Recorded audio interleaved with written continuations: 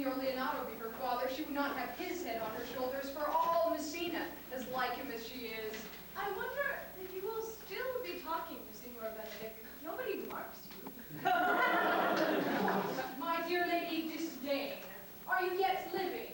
Is it possible disdain should die while she has such meat food to feed it as Signor Benedict?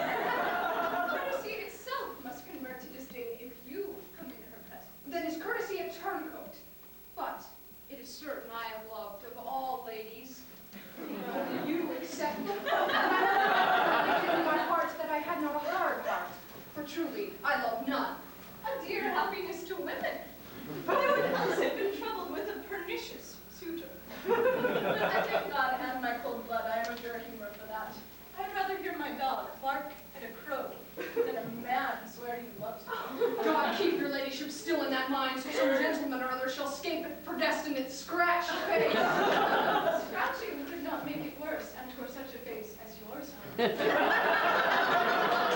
Well, you are a rare parrot teacher. My tongue is better than a beast of yours. I would my horse at the speed of your tongue, but keep your way, in God's name, I have done. You always end with a James trick. I know you are old. Signor Claudio and Signor Benedict, my dear friend Leonardo has invited us all. I tell him we shall stay here at least a month, and he heartily prays some occasion may detain us longer. Let me bid you welcome, my lord. Being reconciled to the prince, your brother, I owe you all duty. I thank you. I am not of pretty words, but I thank you. Please, at your grace, lead on. Your hand, Leonardo. We'll go together.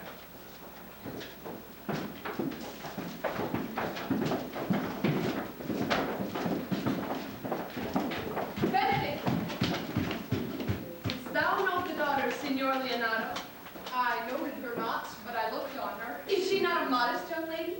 Do you question me as an honest man should do for my simple true judgment?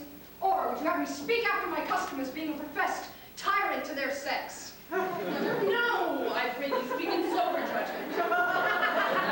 Why, we think she's too low for a high praise, too brown for fair praise, and too little for a great praise. Only this combination I can afford her, that were she other than she is, she were unhandsome, and being no other but as she is, I do not like her. Thou thinkest I am in sport. I pray thee, tell me truly how thou likest her. Would you buy her that you inquire after her? Can the world buy such a jewel? Yea, and a case to put it in, too. Speak of this with a sad brow. In mine eye, she is the sweetest lady that ever I looked on. I can see yet without spectacles, and I see no such matter. There's her cousin, and she were not possessed with a fury, exceeds her as much in beauty as the 1st of May to the last of December. But I hope you have no intention to her husband, have you? I would scarce trust myself, though I had sworn the contrary. If Hero would be my wife. This is coming to this. Shall I never see a bachelor of threescore again? Go to, Faith. Look, Don Pedro has returned to seek you. What secret hath held you here that you followed not to Leonardo's? He is in love. With who? Now that's your grace's part. Mark how short his answer is. With Hero, Leonardo's short daughter.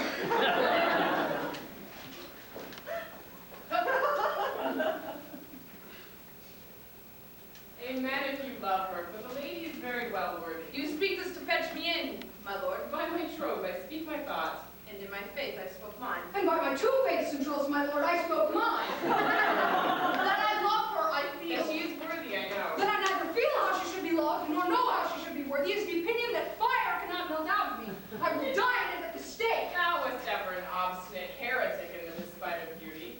That a woman conceived me, I thank her. That she brought me up, I likewise give her most humble thanks. But that I shall hang my bugle in an invisible baldric, all women shall pardon me, because I will not do them the wrong to mistrust any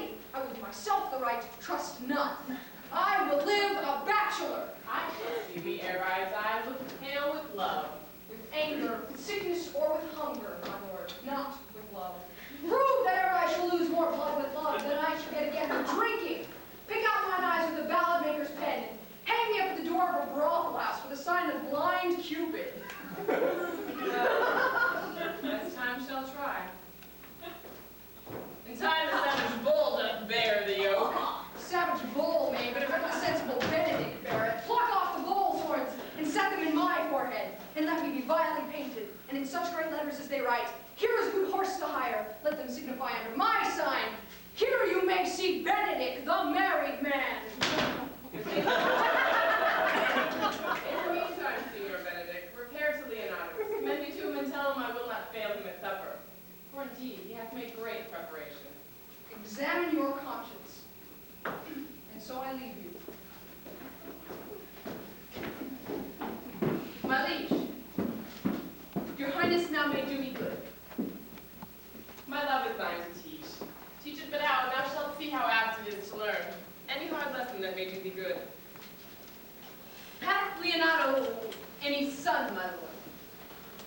No child but hero, she's his only heir. Dost thou affect her, Claudio? My lord. When you and Onward on descended action, I looked upon her with a soldier's eye. Then light, but had a rougher task in hand than to drive light into the name of love.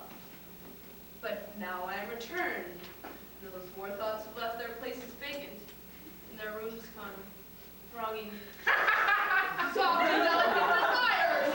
Oh, prompt to me how the fair young hero is, saying I liked her or I would divorce. Thou wilt be like a lover presently, and tire the hearer with the book of words. If thou dost love fair hero, cherish it, and I will break with her and with her father, and thou shalt have her. How soon you diminish her to love? But lest my liking might have seemed too sudden, I would have sounded with a longer treatise. I know we shall have revelry tonight. I will assume thy part in some disguise, and tell fair hero I am Claudio. And in her bosom I'll unclasp my heart, and take her hearing prisoner with the force and strong encounter of my amorous tale. And then after, to her father will I break, and the conclusion is, she shall be thine. Come, in practice let us put it presently.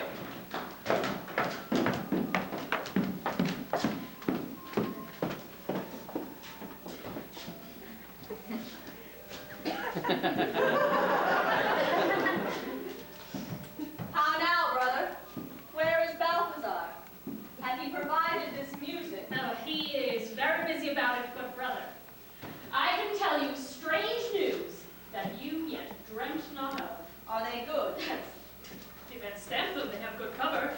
They show well outward. The prince and Count Claudio walking in a thick pleated alley in my orchard were thus much overheard by a man of mine.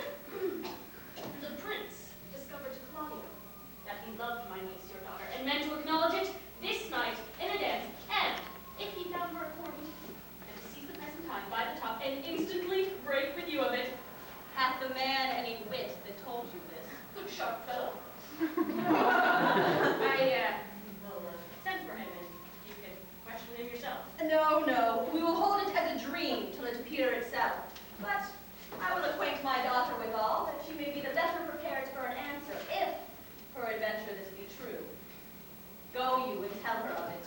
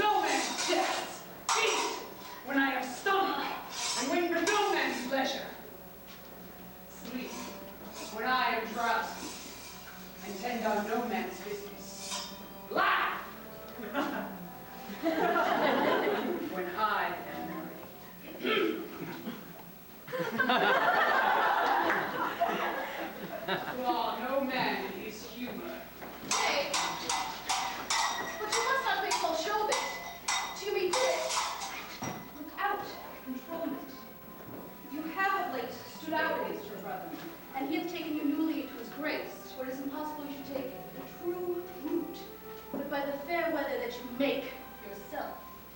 It is needful that you bring the season for your own harvest.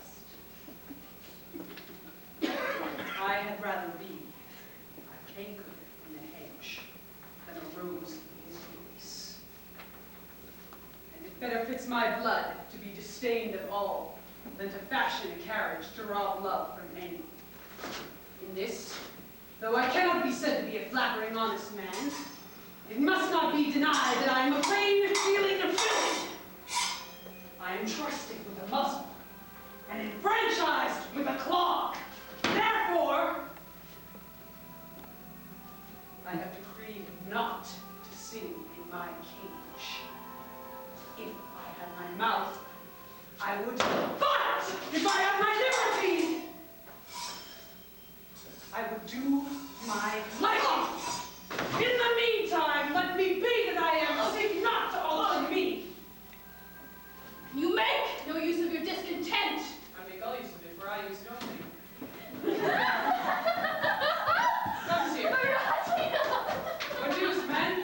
We came down here from the great supper. The prince, your brother, is royally entertained by Leonardo. We have intelligence of an intended marriage. Let's serve for any model to build mischief on.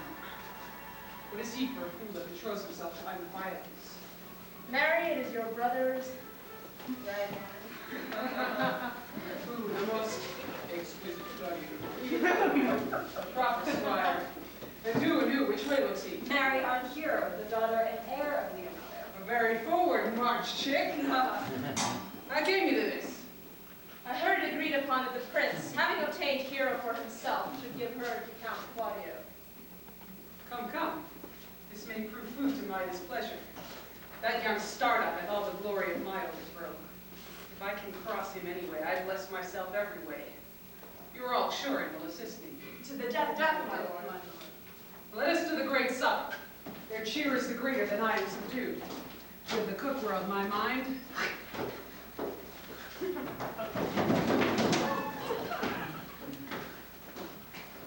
Shall we go prove what's to be done?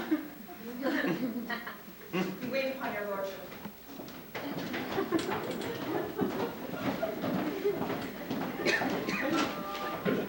Was not Count John here at supper? Sought him not. How darkly that gentleman looks. I never can see him, but I am heartbroken hour after. He is of a very melancholy disposition. He were an excellent man that were made just in the midway between him and Benedict. The one is too like an image and says nothing, and the other too like Milady's eldest son, evermore tattooed. And then half Signor Benedict's tongue in Count John's mouth, and half Count John's melancholy in Signor Benedict's face. With a good leg and a good foot, uncle, and money enough in his purse, such a man could win any woman in the world if he could get her goodwill. By my troth, niece, thou wilt never get thee a husband if thou be so shrewd of thy tongue. If fate she's too cursed. And so by being too cursed, God will send you no horns. Just if he sent me no husband, for the which blessing I am at him upon my knees every morning and evening. Lord, I could not endure a husband with a beard on his face. Take no light on a husband that hath no beard. What should I do with him? Dress him in my apparel and make him my waiting gentleman. He that hath not a beard is more than youth, and he that hath no beard is less than a man. And he that is more than a youth is not for me, and he that is less than a man, I am not for him. Therefore, I will even take sixpence in earnest of the bearer herd and lead his apes into hell. Well then, go you into hell. No, but to the gate, and there will the devil meet me like an old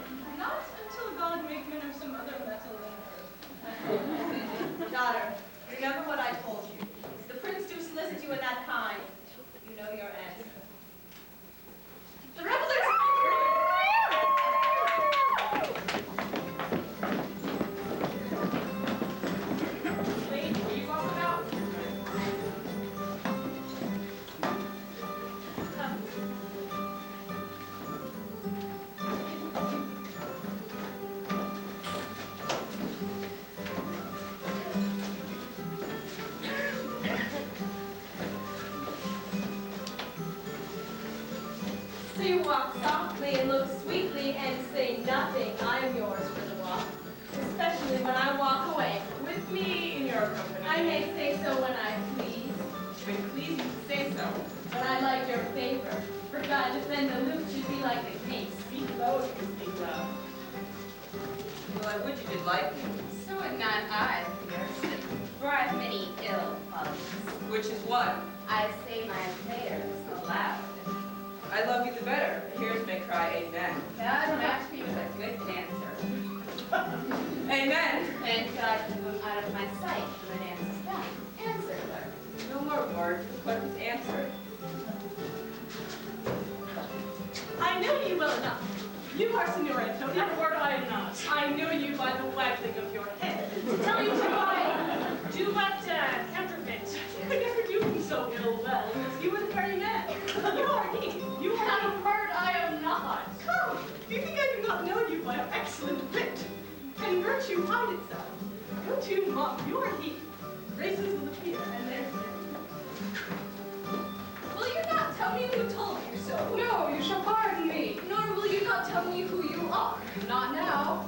That I was disdainful, and that I had my good wit out of the 100 merry tales. Why, this was Signor Benedict that said so. What's he? I am sure you know him well enough. Not I, believe me. Did he never make you laugh? I pray you, what is he?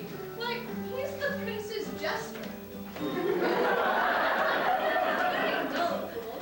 Only his gift is in devising impossible slanders. None but libertines delight in him, and his commendation is not so much in his wit, but in his villainy, for he both pleases men and angers them, and then they laugh at him and beat him. I'm sure he is in the fleet. I would get bored with me.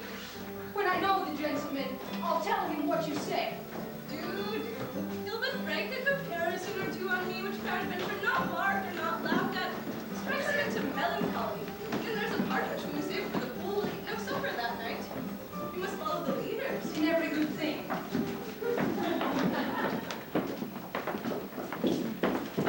Sure, my brother is enamored on Hero and hath withdrawn with her father to break with him about it. The lady's follower, but one visor remains. That is Claudio. I know him by his parent. Are you not Signor Benedict? You know me well. I am he. Signor, my brother is enamored on Hero. I pray you, dissuade him from her. She is no equal for his birth. You may play the part of an honest man in it. How know you he loves her? I heard him swear his affection. So did I too, and he swore he would marry her tonight. Come, let us to the banquet.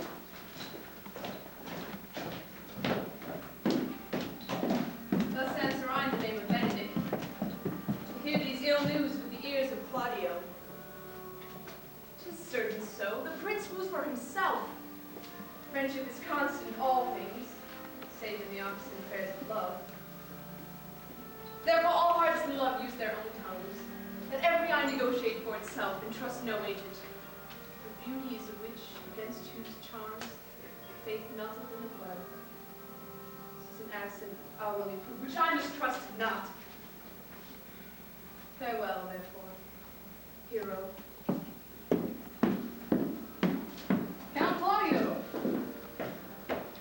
Yea, the same. come, will you go with me? Whither? Even to the next willow, about your own business, County. What fashion will you wear the garland of? About your neck like an usurer's chain, or under your arm like a lieutenant's scarf? You must wear it one way, for the prince hath got your hero. I wish him joy of her. Did you think the prince would have served you thus? I pray you leave me. Oh, now you strike like the blind man. 'Twas the boy that stole your meat, and you'll beat the pope. If it will not be, I'll hate you. Alas, poor hurt foul. That my lady Beatrice should know me and not know me. The prince is fool. Ha! Maybe I go under that title because I am married. I am not so reputed. It is the base, though bitter disposition of Beatrice that puts the world into her person and so gives me out. Well, I'll be revenged as I may. Well, senor, where's the count? Have you seen him? Troth, my lord, I found him here as melancholy as a lodge in a warren. I told him, and I think I told him true, that your grace had got the goodwill of this young lady.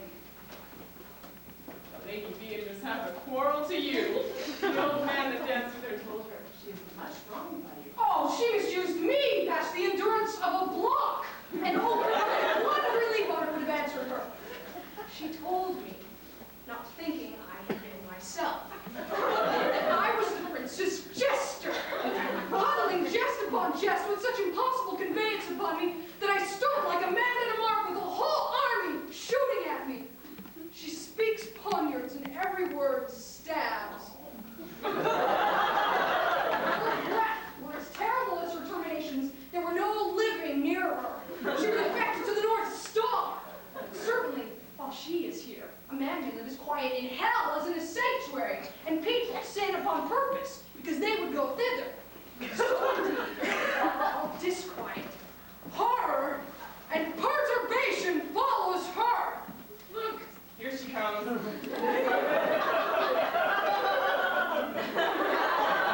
Your grace command me any service to the world's end. I will go on the slightest errand now to the antipodes that you can devise to send me on.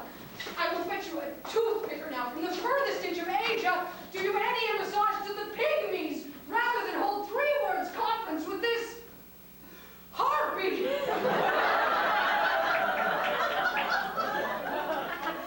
have no employment for me? None but to desire your good company. Oh, sir, here's a dish I love not. I cannot endure my lady tongue. Come,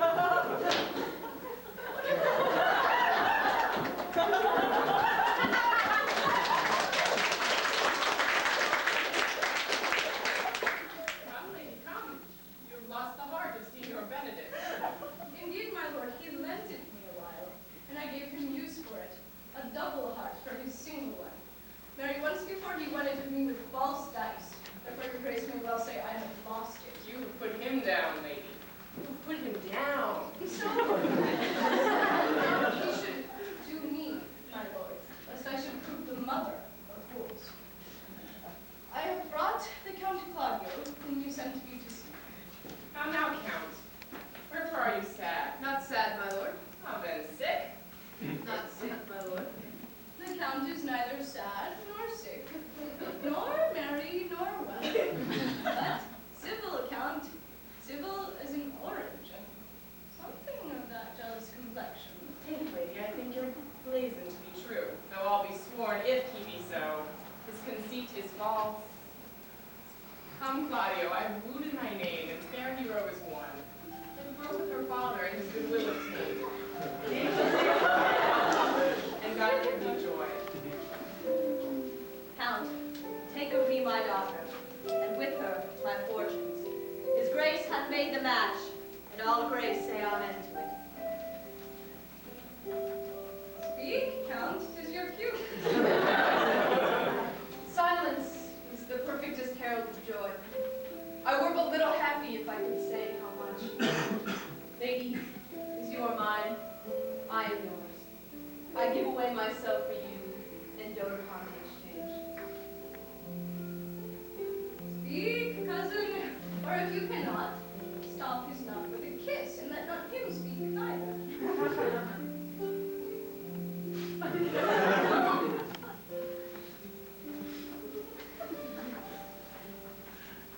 Faith, lady, you have a merry heart. Yea, my lord, I thank it, poor fool. He keeps on the windy side of the air. My cousin tells him in his ear that he is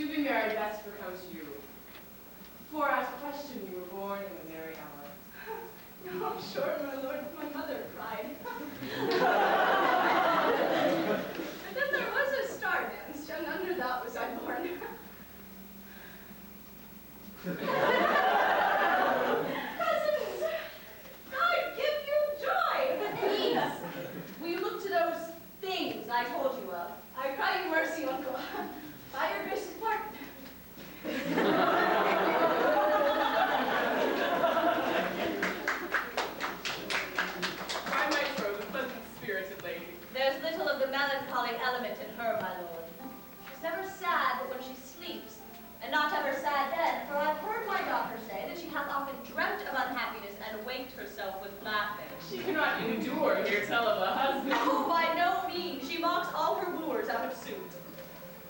She were an excellent wife. For Benedict. Oh, Lord, my lord, if they were but a week married, they would talk themselves mad. Cousin Claudio, when mean you to go to church? Tomorrow, my lord. Time goes on crutches till love have all his rights. Not till Monday, my dear son, which is hence a just 7 nights, and a time too brief to have all things answer my mind. But I warrant thee, Claudio, time shall not go dully by us. I will in the interim undertake one of Hercules' labors, which is to bring the Lady Beatrice and Signor Benedict into a mountain of affection, the one with the other. I would fain have it a match, and I doubt not but to fashion it, if you three will but minister such assistance as I give thee direction. My lord, I am for you, though it cost me 10 nights watching. And I, my lord. And you too, gentle hero. I will do any modest office, my lord, to help my cousin to a good husband. And Benedict is not the unhopefullest husband that I know. Thus far I can praise him. He is of the noble strain, of improved valor, and confirmed honesty. I will teach you how to so humor your cousin that she shall fall in love with Benedict. And I, with your two helps, will so practice on Benedict that in spite of his quick wit and his queasy stomach, he shall fall in love with Beatrice. We can do this. Cupid is no longer an archer. We are the only love god. With me, and I will tell you of my drift.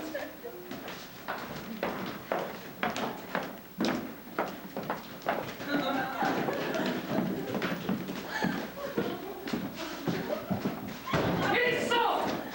Count Claudio shall marry the daughter of Leonardo. Yea, my lord, but we can cross it. Any bar, any cross, any impediment would be medicinable to me. I am sick of displeasure to him, and whosoever comes with glorious affection ranges evenly with mine. How canst thou cross this marriage? Not so honestly, my lord, but so covertly that no dishonesty shall appear to me. Show me briefly how. I think I told your lordship since how much I am in the favor of Margaret, the waiting gentlewoman to hero. I remember. I can at any unseasonable instant of the night appoint her to look out the lady's chamber window. What life is in that to be the death of this marriage? Portion in that lies in you to temper. Go you to the prince, your brother. Tell him he hath wronged his honor in marrying the renowned Claudio, whose estimation you do mightily hold up to a contaminated stale such as one as hero. What proof shall I make of this? Proof enough to misuse the prince. To undo hero, the best Claudio. Look you for any other issue? Only to despite them I will endeavor anything. Go then and find me a meet hour to bring Don Pedro and Count Claudio alone. Tell me no hero loves me. Intend a kind of zeal, both for the prince and Claudio, is in love of your brother's honor, what made this match, and his friend's reputation, who is thus likely to be cousin with a semblance of a maid. If you have discovered thus, they will scarcely believe this without trial.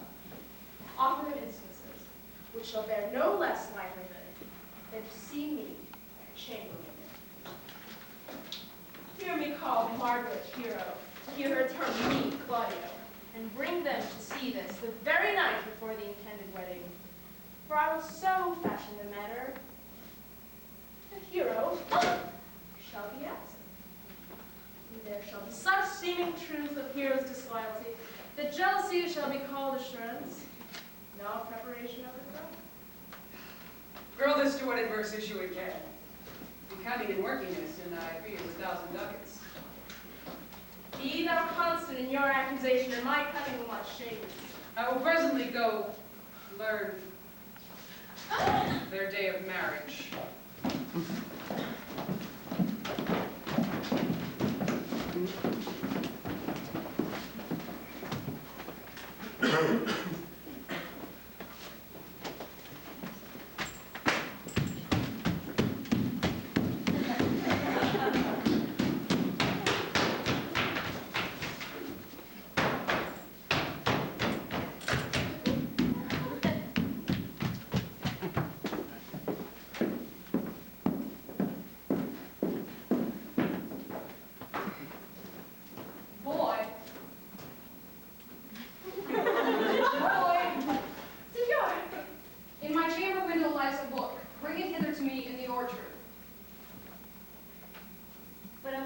Here, sir. I know that.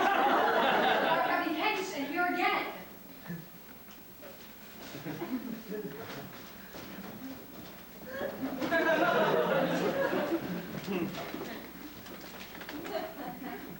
I do much wonder that one man, seeing how much another man is a fool when he dedicates his behaviors to love, will, after he hath laughed at such shallow follies in others, become the argument of his own scorn by falling in love. And such a man is Claudio. He was wont to speak plain and to the purpose, like an honest man and a soldier. And now he has turned orthography. His words are a very fantastical banquet, just so many strange dishes. May I be so converted and see with these eyes? I cannot tell. I think not. I'm sworn that love may transform me to an oyster. But I'll take my oath on it. Till he have made an oyster of me, he shall never make me such a fool. One woman is fair, yet I am well. Another is wise, yet I am well. Another virtuous. Yet I am well. But till all graces be in one woman shall not come in my grace.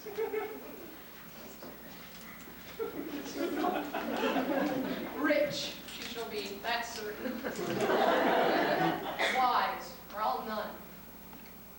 Virtuous, or I'll never cheapen her. Fair, or I'll never look on her. Mild, or come not near me. Noble, or not I for an angel. Of good discourse, an excellent musician. And her hair shall be of what color it please God. Ha! The prince and Monsieur Love, I will hide me in the arbor. Come, shall we hear this music? Yea, my good lord, how still the evening is, and hushed on purpose to grace harmony. See where Benedict hath hid himself. Oh, very well, my lord. We'll hear that song again. Oh, good, my lord. Tax not so bad a voice to slander music any more than once. It is the witness still of excellency to put a strange face on his own perfection. I pray thee sing, and let me woo no more. Because you talk of wooing, I will sing. Since many a suitor doth dance his suit, to her he thinks not worthy, yet he woos, yet will he swear he loves. Nay, pray thee come, or, if thou wilt hold longer arguments, do it in notes. Note this before my note, sir. There's not a note of mine that's worth the noting. Now, divine air, now is his soul ravished. It's not strange that sheep's guts should hail souls out of men's bodies.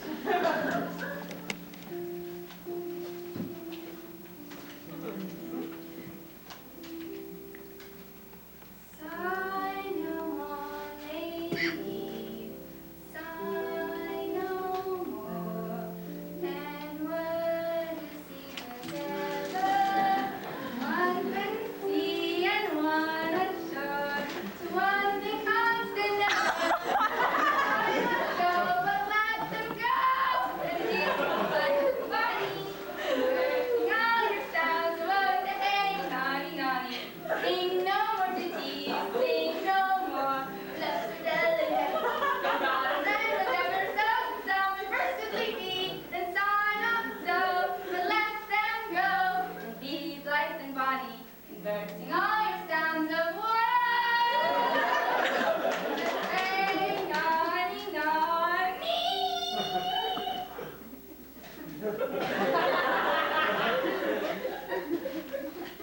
By my troth, a good song!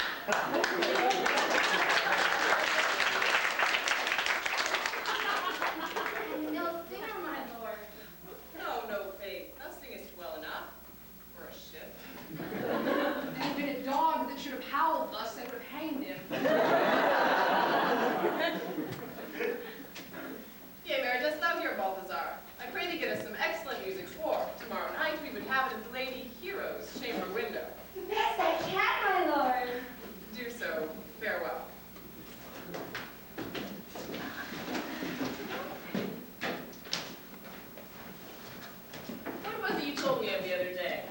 niece Beatrice was in love with Signor Benedict. Oh,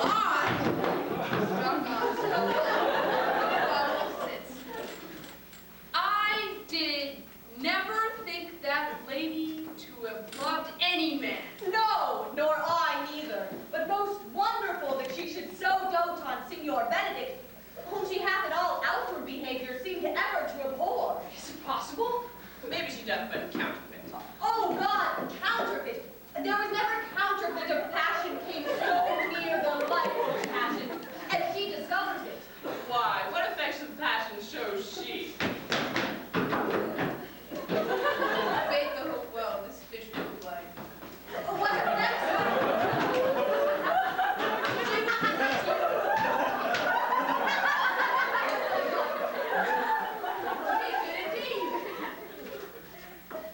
How, I pray you? You believe me, I would have thought her spirit had been invincible against all assaults of affection. I would have sworn it had, my lord, especially against Benedict. I should think it's a gold, but that the gray-headed fellow speaks it. Nay, for he cannot sure hide himself in such reverence.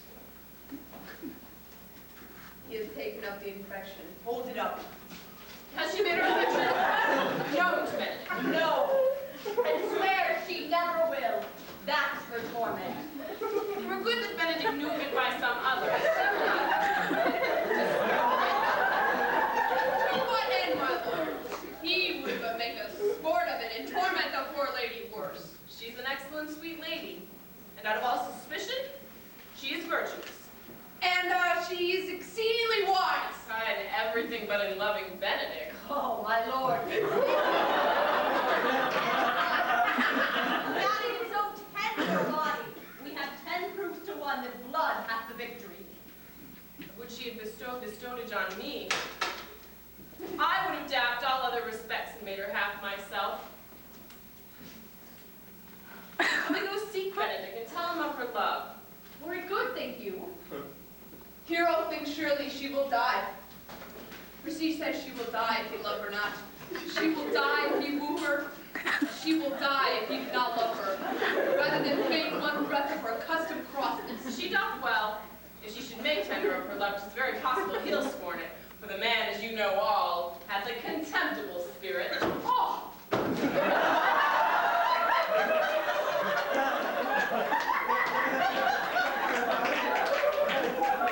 Well, I'm sorry for your niece. Shall we go seek Benedict and tell him of her love? Never tell him, my lord. Let her wear it out with good counsel. Nay, that's impossible. She may wear her heart out first. Well, we will hear further of it by your daughter. Let it cool a while. I love Benedict well, and I could wish he would modestly examine himself to see how unworthy he is, so good a lady. My lord, will you walk? Dinner is ready.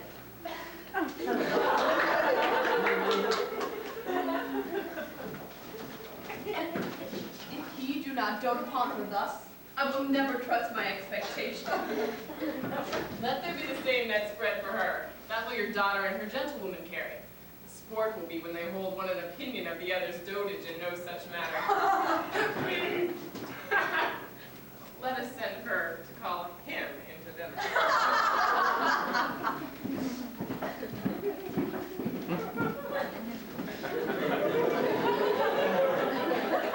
This can be no trick.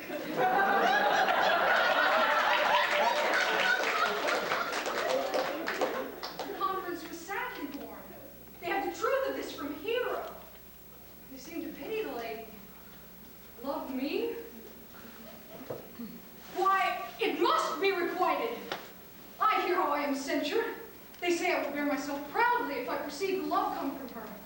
They say, too, she will rather die than give any sign of affection. I did never think to marry. I must not seem proud. Happier they that hear the detractions and can put them to mend.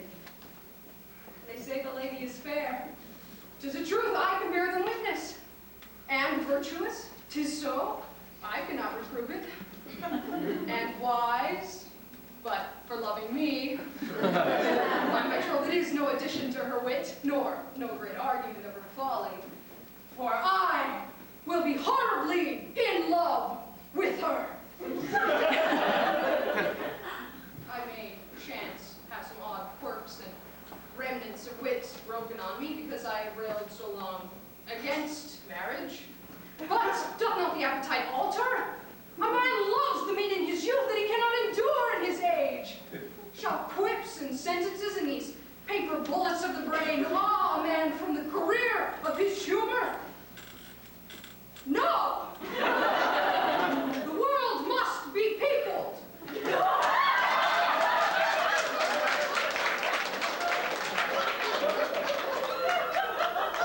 I said I would die a bachelor, I did not think I should live till I were married.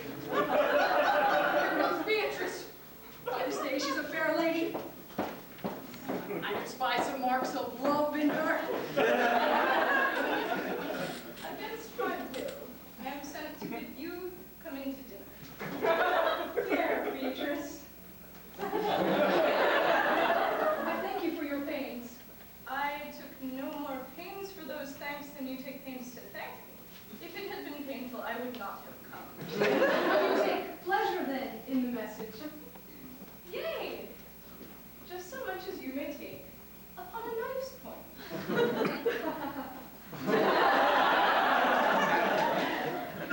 Sorry, Seymour. Fare you well.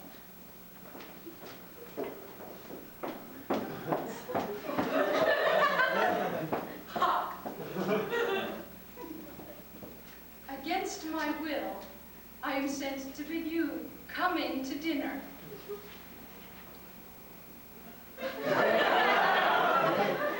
There's a double meaning in that. I took no more pains for those thanks than you took pains to thank me. That's as easy as to say, any pains that I take for you is as easy as thanks. If I do not take pity of her, I am a villain. If I do not love her, I am a beast.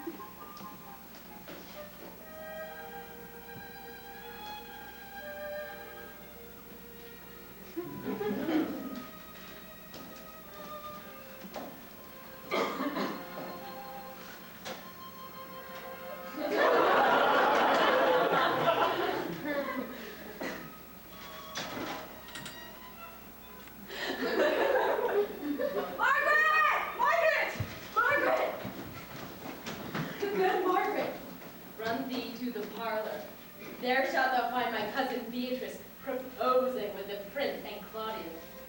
Whisper her ear and tell her I and Ursula walk in the orchard, and our whole discourse is all of her. I'll make her come, I warrant you presently.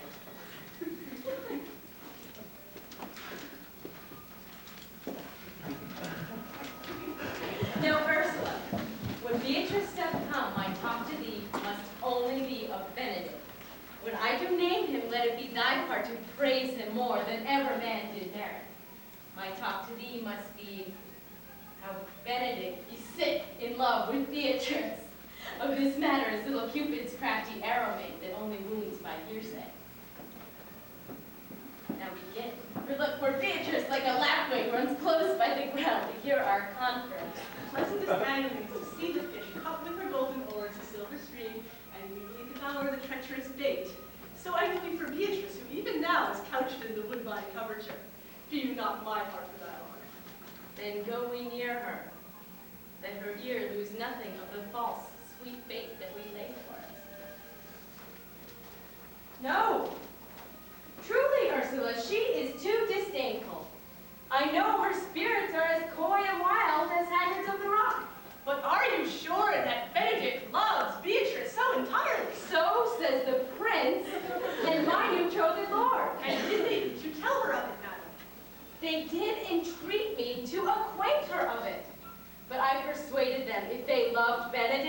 to never let Beatrice know of it. Wherefore did you so? Doth not the gentleman deserve as full, as fortunate a bed as ever Beatrice shall couch upon? Oh, God of love! I know he doth deserve as much as may be yielded to a man. But nature never framed a woman's heart of prouder stuff than that of Beatrice. Disdain and scorn ride sparkling in her eyes, misprizing what they look on. And her wit values itself so highly that to her, all matter else seems weak. She cannot love. Sure, I think so. And therefore, certainly it were not good she who is loved, lest she be scorn at it. Why, you speak truth. I never yet saw a man. How wise, how noble, young, how rarely featured, that she would spell him backward. If fair-faced, she would swear the gentleman should be her sister. If dark, why nature, drawing of an antic, made a foul blot.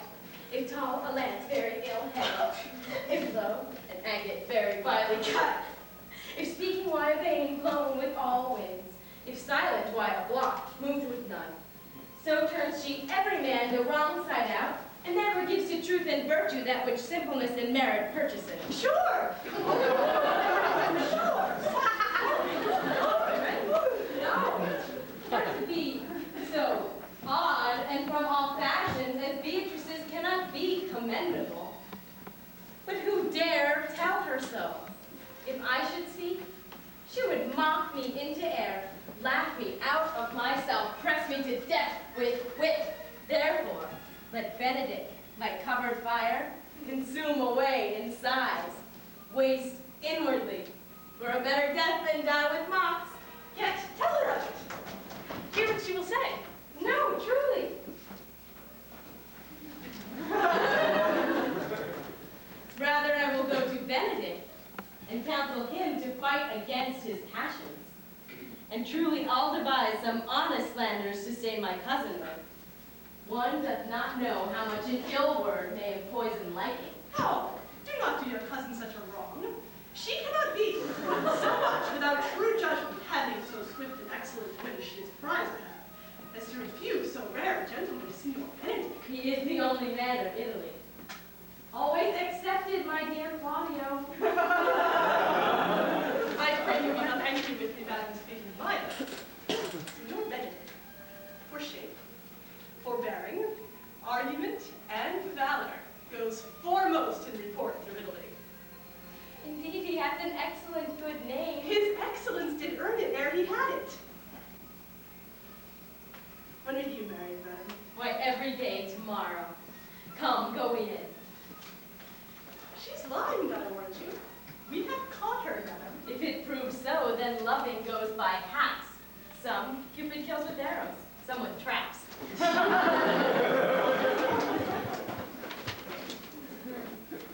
What fire is in my ears? Can this be true?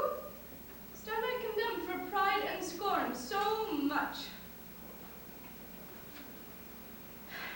Contempt, farewell, and maiden pride, adieu. No glory lives behind the back of such. And Benedict, love on! I will requite thee! Giving my wild heart to thy loving hand. If thou dost love, my kindness shall incite thee to bind our loves up in a holy band. For others say thou dost deserve, and I believe it better than reporting thee.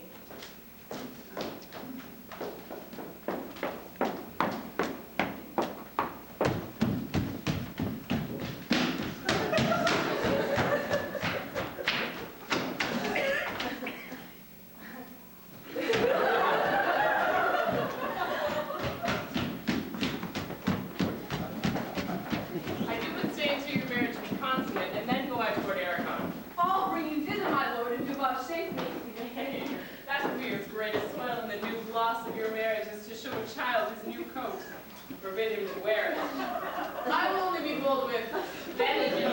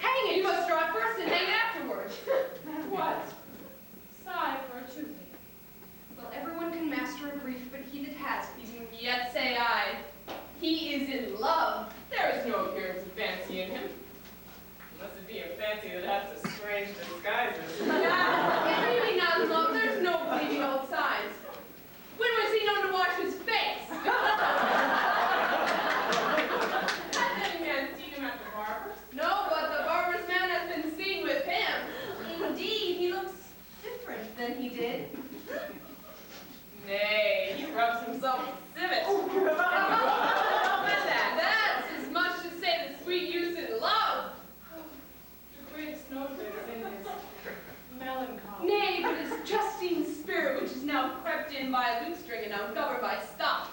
Indeed, that tells a heavy tale for him. Conclude. He is in love. Nay! But I know who loves him. I'll warrant thee one that knows him not. Yea, and his own conditions. And in despite of it all, dies for him.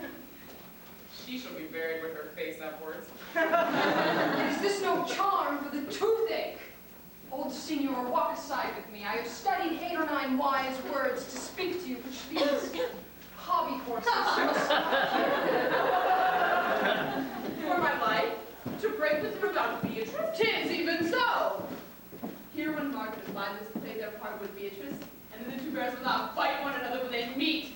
My lord and brother, God save you. Good e'en, brother. If your lordship served, I would speak with you.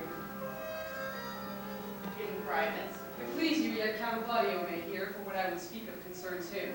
What's the matter? Means your lordship to be married tomorrow. You know he does. I know not that, but he knows what I know. If there be any impediment, I pray you discover it. You may think I love you not. Let that appear hereafter and aim better at me, by that I will now manifest. For my brother, I think he holds you well, and in dearness of heart I hope to effect this ensuing marriage. Surely suit ill spent and ill bestowed. Why? What's the I matter? came hither to tell thee, and circumstances shortened, for she has been too long a talking. The lady is disloyal. Who, hero? Even she, Leonardo's hero, your hero, every man's hero. Disloyal. Word is too good to paint out her wickedness. Think you of a worse term, and I will fit her to it.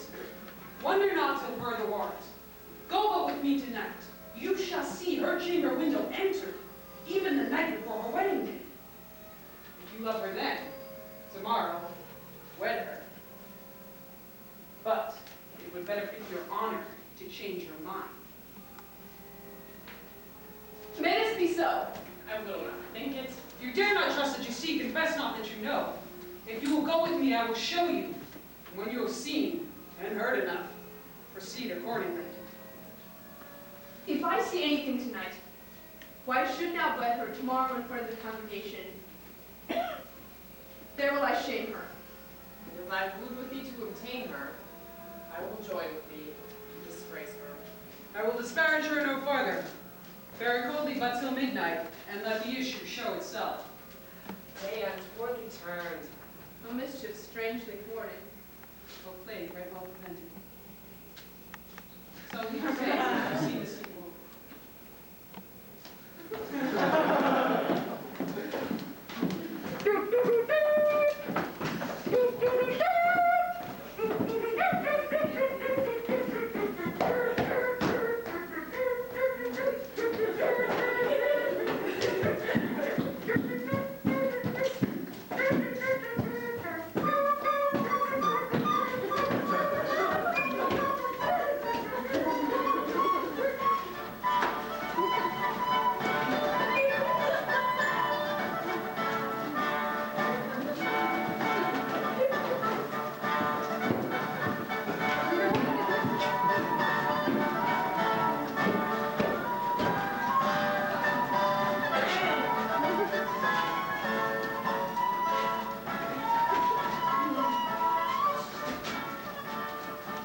Are you good men and true? Yea, or else it were pity that they should suffer salvation, body and soul. Nay, that were punishment too good for them if they should have any allegiance in them being chosen for the prince's watch. Well, give them their charge, neighbor, to bury first.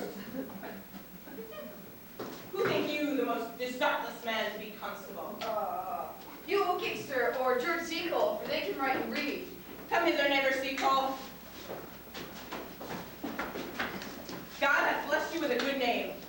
To be a well-favored man is the gift of fortune, but to write and read, that comes by nature. Both of which you have. I knew which would be your answer. Well, for your favor, give God thanks and make no boast of it. And for your writing and reading, let that appear when there is no need of such vanity. You are thought here to be the most senseless and fit man for the constable of the watch. Therefore, bear you the lanthorn.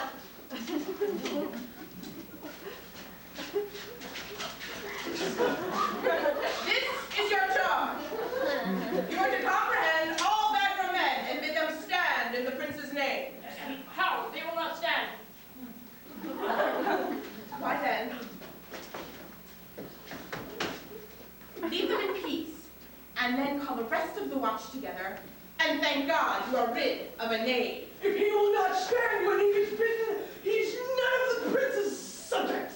True, and there's a metal with the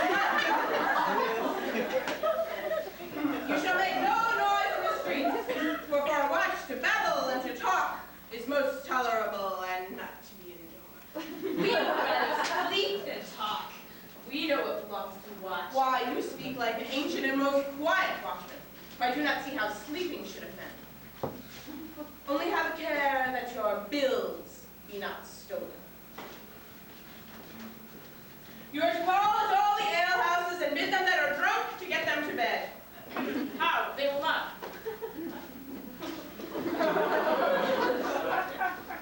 Let them alone until they are sober. If they make you not then the better answer. Then you may say that they are not the men that you took them for. Well, sir.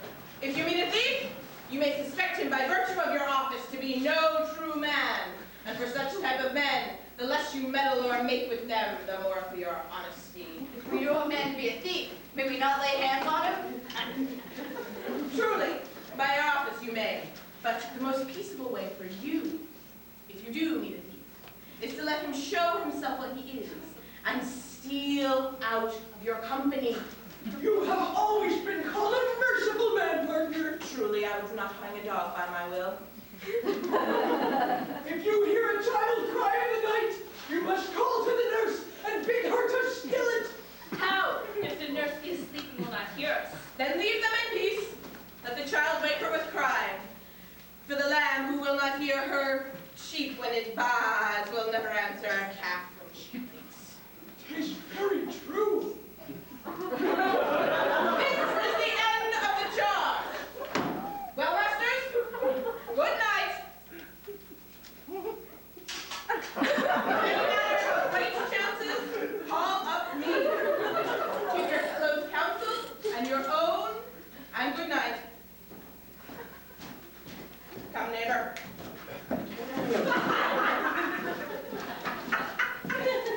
Well, masters, we hear our charge. Let's sit here upon church bench till 2 and then to bed.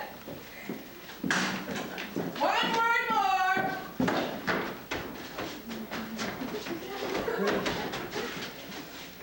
Honest neighbor. I pray you watch about Signor Leonato's door. There being the wedding there tomorrow, there is great coil there tonight. Adieu.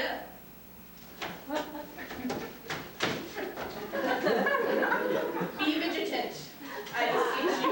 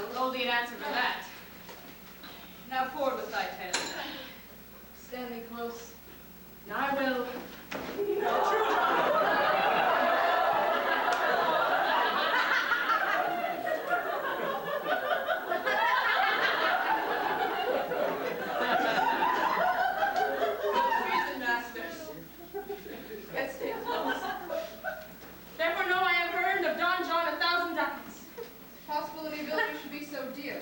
Thou shouldst rather ask if any villains should be so rich, for when rich villains have need of poor ones may make what price they will.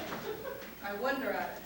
Those that are unconfirmed, thou knows the fashion of a doublet, or a hat, or a cloak is nothing to a man. Yes, it is apparel. I mean, the fashion. The fashion is fashion. I may as well say the fool's the fool. But seest thou not what a deformed thief this fashion is? I know that deformed. He's been a vile thief this 7 years. He walks up and down like a gentleman. I remember his name. Dost thou not hear something? No, I was away on the day in the house. But seest thou not, I say, what a deformed thief this fashion is? How giddily he turns about all the hot bloods between 14 and 5 and 30. Sometimes fashioning like Pharaoh's soldier in the Ricci paintings. Sometimes like God Bell's priest in the old church window. Sometimes like the shaven Hercules in the smirched worm-eaten tapestries, where his cut seems as massive as his All this I see. And I see the fashion wears that more apparel than the man. But I'm not thyself giddy, having thought out a tale and telling you the fact. Not so neither. Know that I have tonight with Margaret. the Lady Hero's gentlewoman by the name of Hero.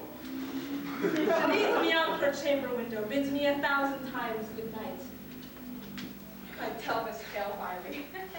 I should tell thee first how the prince, my master, and Claudia, having been planted, placed, and possessed by my master John, saw far off in the orchard this amiable governor. I thought they Margaret was hero. 2 of them did. The prince and the Claudio. The devil my master knew it was Margaret. Partly by his oaths, which did possess them. Partly by the dark night, which should deceive them. But chiefly by my ability. when Claudio was raged, and he swore that he would meet her as he was appointed next morning at the temple. And there, before the whole congregation, shame her with what he saw her night, and send her home again without a husband. We charge you in the prince's name! Stand! Call up the right master constable. Here we have discovered the most dangerous piece of lechery in the Commonwealth. And one deformed is one of them. I know he wears a lock. You'll be ready to bring deformed forth, I warrant you.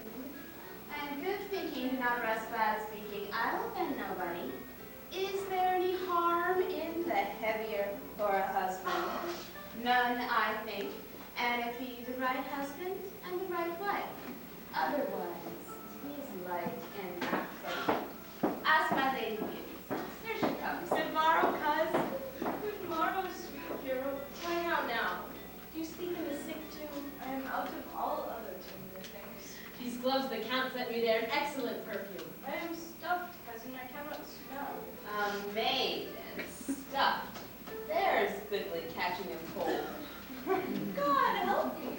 How long have you professed apprehension?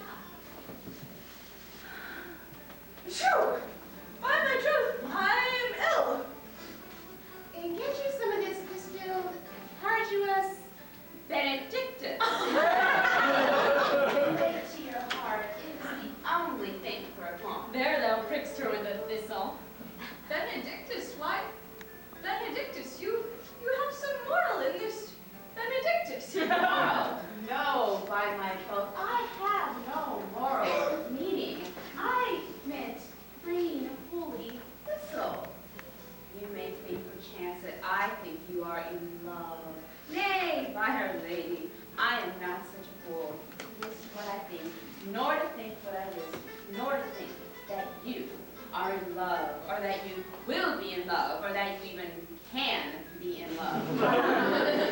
But Benedict was such another. Now he has become a man. He swore he would never fall in love, but now he eats his meat without grudging. How you may be so converted, I know not. But methinks you look with your eyes as other women do. What pace is this that thy tongue keeps? Not at all, Scout.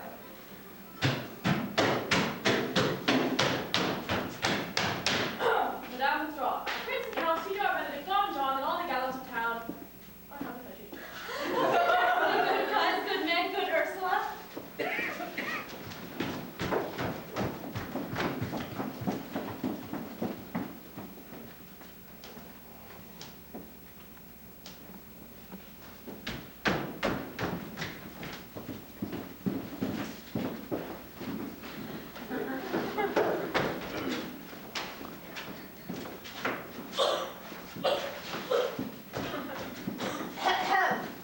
What would you with me, honest neighbors? Marry, sir, I would have some confidence with you that discerns you nearly. Brief, I pray you, for you see it is a busy time with me. No, yea, marry, that this it is, sir. Yes, in truth it is, sir. What is it, my good friend? Goodman Burgess, sir, speaks a little off the matter. He's an old man, sir, and his wits are not so blunt. As God help, I would desire they be. But, in faith, honest as the skin between his brows. Yea, I thank God I am as honest as any man living, that is an old man and no honester than I. Comparisons are odorous. Calabras, neighbor Burgess. Neighbors, you are tedious. Ah, it pleases your worship to say so, but we are the poor Duke's men. For my own part, if I were as tedious as a king, I could find it in my heart to bestow it all on your worship. All thy tediousness on me. Oh, yea, 10,000 pounds more than 'tis, for I hear as good exclamation on your worship as on any man in the city. Though I be but a poor man, I'm glad to hear it. And so am I. I would fain know what you have to say. Marry, sir, our watch tonight, except in your worship's presence, attain a couple of as hard names as any you're in Messina. A good old man, sir, he will be talking, as they say, when the age is in, the wit is out. Well said, in faith, neighbor Burgess. Well, God is a good man, and so two men ride of a horse. One must ride behind. But he's an honest soul, by my troth he is, as ever broke bread. But God is to be worshipped. All men are not alike. Alas, good neighbor. Indeed, neighbor, he comes too short of you. I must leave you. Oh, one word, sir. Our watch, sir, has this evening comprehended 3 auspicious persons, and we would have them this morning examined before your worship. Take their examination yourself and bring it to me. I am now in great haste. It shall be substance. Drink some wine ere you go. Fare you well. Oh, my lord, they state for you to give your daughter to her husband. I'll wait upon them. I am ready. Go, neighbor, go. Get you to the sexton. Bid him bring his pen and his inkhorn to the jail. We are to examination these men. And we must do it wisely. Oh, we shall lack for no wit, I warrant you. Only get the learned writer to set down our excommunication and meet me in the jail.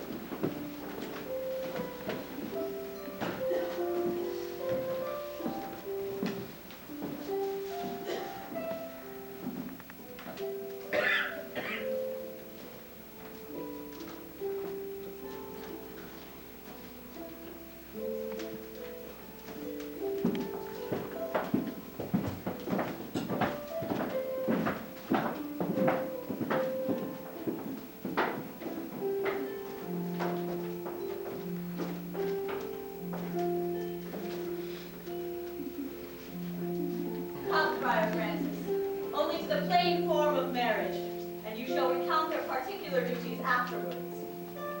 You come hither, my lord, to marry this lady. No. To be married to her, friar, you come to marry her. My lady, you come hither to be married to this count. I do. If either of you know any inward impediment why you should not be so conjoined, I charge you on your souls to utter it. Know you any, hero? None, my lord. Know you any, Count? I dare make his answer. None. Oh, what men dare do, what men may do, what men daily do, not knowing what they do. How now, interjections? Oh, then somebody is laughing. Stand thee by, friar. Father, by your leave, will you with free and unconstrained soul give me this maid, your daughter? As freely, son, as God did give her me. And what have I to give you back whose worth may counterpoise this rich and precious gift? Nothing, unless you render her again. Sweet prince, you learn me noble thankfulness. There, Leonardo, take her back again. Give not this rotten orange to your friend. She's but the sign and semblance of her honor. Behold, how like a maid she blushes here. Oh, what show of truth and authority can cunning sin cover itself withal? Comes not that blood as modest evidence to witness simple virtue? Would you not swear, all you that see her, that you are made by these exterior shows? But she is none. She knows the heat of a luxurious bed. Her blush is guiltiness, not modesty. What do you mean, my lord? Not to be married. Not to knit my soul to an approved wanton. Dear my lord, if you in your own proof have vanquished the resistance of her youth and made defeat of her virginity. I know what you will say. If I did know her, you will say she did embrace me as a husband, and so extenuate the forehand sin. No, Leonardo. I never tempted her with word too large, but as a brother to his sister showed bashful sincerity and comely love. And seemed I ever otherwise to you? I'll not see me, I will write against it. You seem to me as Diane in her own, as chaste as is the bud ere it be blown. But you are more untempered in your blood than Venus, or those pampered animals that rage in savage sensuality. Is my lord well that he does speak so wise? Sweet prince, Why speak not you? What should I speak? I stand dishonored that have gone about to link my dear friend to a common stale. Are these things spoken, or do I but dream? Sir, these things are spoken, and they are true. this looks not like a nuptial. Leonardo, stand I here. Is this the prince? Is this the prince's brother? Space heroes. Our eyes our own. All this is so, my lord, but what of this? Let me move but one question to your daughter. And by the fatherly and kindly power that you have in her, bid her answer truly. I charge thee do so, as thou art my child. Oh, God, defend me. How am I beset? What kind of catechizing call you this? To make you answer truly to your name! Is it not, hero? Who can blot that name with any just reproach? Marry, that can hero. Hero itself can blot out hero's virtue. What man was it talked with you out your window yesternight betwixt 12 and 1? Now, if you are a maid, answer to this. I talked with no man at that hour, my lord. Why then you are no maiden? Leonardo, I'm sorry you must hear. Upon mine honor, myself, my brother, and his grieved count did see her, hear her at that hour last night, talk with a ruffian at the chamber window, who, most like a liberal villain, confessed the vile encounters they have had 1,000 times in secret. Fie, they are not to be named, not to be spoke of. There is not chastity enough in language without offense to utter them. Thus, pretty lady, I am much sorry for thy much misgovernment. Oh, hero. What a hero hadst thou been if half thy outward graces, when placed about thy thoughts and counsels of thy heart, fed thee well most foul, most fair. Farewell, thou pure in piety and impious purity. For thee, I'll lock up all the gates of love, and on my eyelids shall conjecture hang, to turn all beauty into thoughts of harm. And never shall it more be gracious. At no man's dagger, your point for me! How thou shouldst what forsake you die? things come thus to light, smother her spirits up. How about the lady? Dead, I think. Help, uncle! Signor Benedict Friar! Oh, fate, take not away thy heavy hand. Death is the fairest cover for her shame. Hero, my hero! Have comfort, lady. Dost thou look up? Yea, wherefore should she not? Wherefore? Why doth not every earthly thing cry shame upon her? Could she here deny the story that is printed in her blood? Do not live, hero. Do not hope thine eyes. Did I think thou wouldst not quickly die? Thought I thy spirits were stronger than thy shames. Self-wood, on the rearward of reproaches, striketh thy life. Grieved I had but one. Oh, one too much by thee. Why had I one? Why ever was thou lovely in mine eyes? Why had I not with charitable hands took up a beggar's issue with my gates, who smirched thus and admired with infamy, I might have said no part of it is mine. This shame derives itself from unknown loins. But mine, and mine I loved, and mine that I was proud of. Mine so much that I myself was to myself not mine, valuing of her. She is fallen into a pit of ink that the wide sea hath dropped too few to wash her clean again. Sir, be patient. For my part, I am so attired in wonder I know not what to say. Oh, on my soul, my cousin is belied. Lady, were you her bedfellow last night?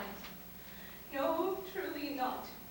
But until last night, I have this 12-month been her bedfellow. Confirmed. Oh, that was stronger made, which was before barred up with ribs of iron. Would the two princes lie, and Claudio lie, who loved her so, but speaking of her foulness, washed it with tears. Thanks from her.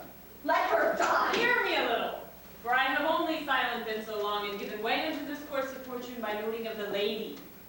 I have marked 1,000 blushing apparitions to start into her face, 1,000 innocent shames and angel whiteness beat away those blushes. And in her eyes there hath appeared a fire to burn the errors that these princes hold against her maiden truth. Call me a fool, trust not my reading nor my observations, that this sweet lady lie not guiltless here under some biting error. Friar, it cannot be. Thou seest that all the grace that she hath left is that she will not add to her damnation a sin of perjury. She not denies it. Lady, what man is he you are accused of? They know that do accuse me. I know none. If I know more of any man than that which maiden modesty doth warrant, let all my sins lack mercy. Oh, my father, prove you that I with any man conversed, or that yesternight I maintained the change of words with any creature. Hate me, refuse me, torture me to death. There is some strange misprision in the princes.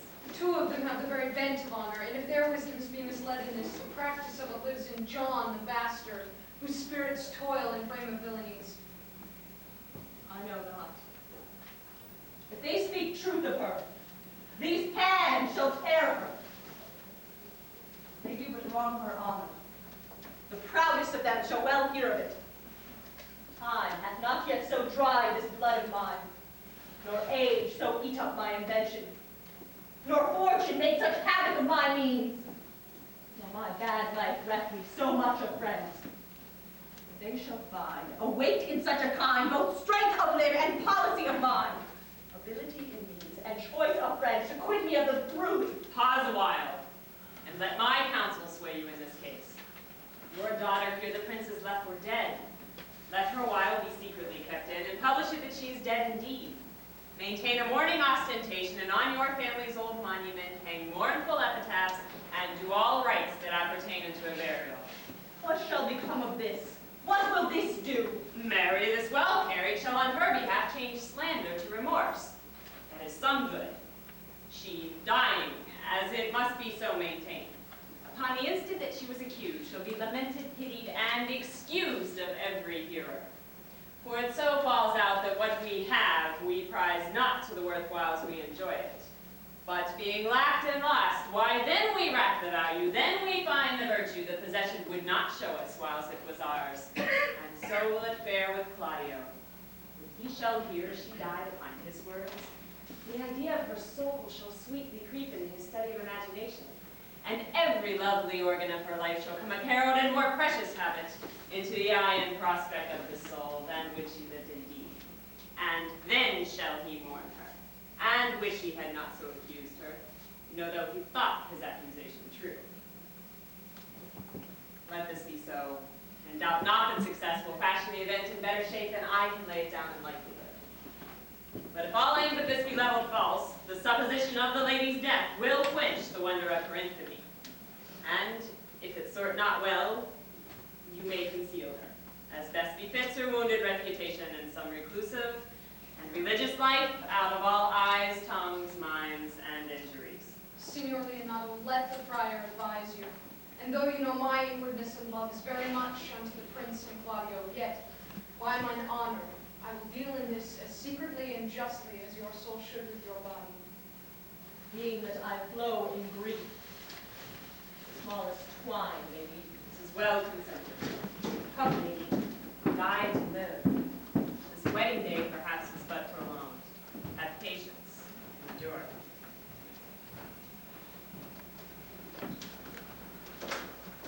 Lady Beatrice, have you wept all this while?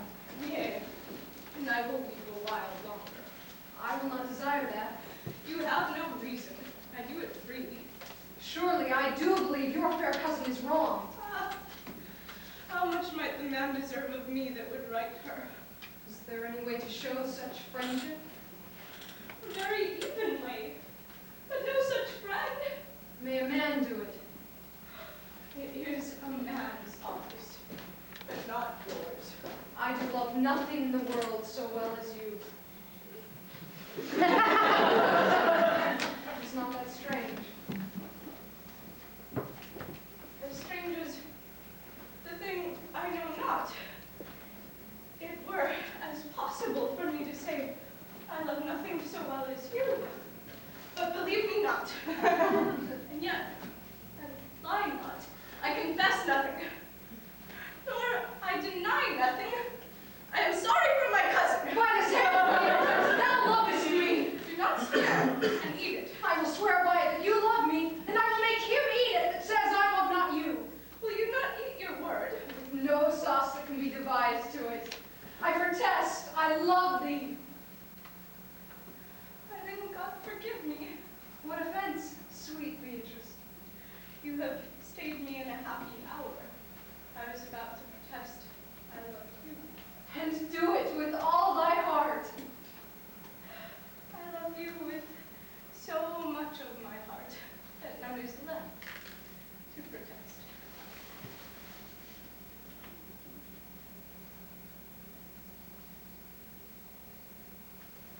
Come, bid me do anything for thee.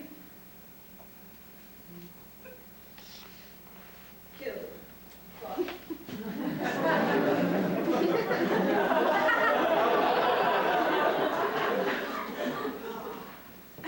Not for the wide world. You killed me to do my hit. Fair enough. Tarry, sweet Beatrice. I am gone, though I am here. There is no love in you. May I pray you let me go. Beatrice. In faith, I will go. We'll be friends first.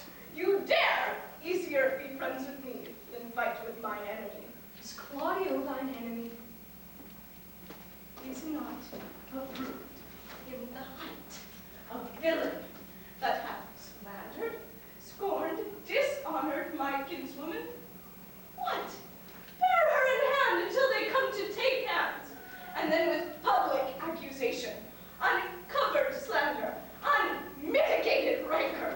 Oh God, that I were a man! I would eat his heart in the marketplace. Hear me, Beatrice. Talk with a man out at a window? A proper Nay, but Beatrice. sweet hero, she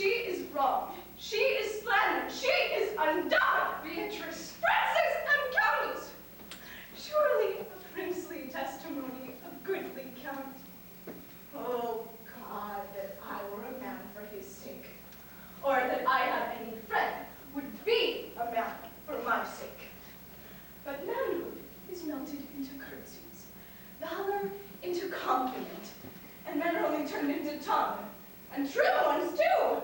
He is now as valiant as Hercules, that only tells a lie and swears it. I cannot be a man with wishing, therefore I will die a woman with great Tarry, good Beatrice. By this hand I love thee. Use it for my love, some other way than swearing by it. Think you in your soul the Count Claudio hath wronged Hero? Yea, as sure as I have not, or a soul. Enough. I am engaged. I will challenge him. I will kiss your hand. And so I leave you. By this hand, Claudio shall render me a dear account. As you hear of me, so think of me. Go, comfort your cousin. I must say she is dead. And so, farewell.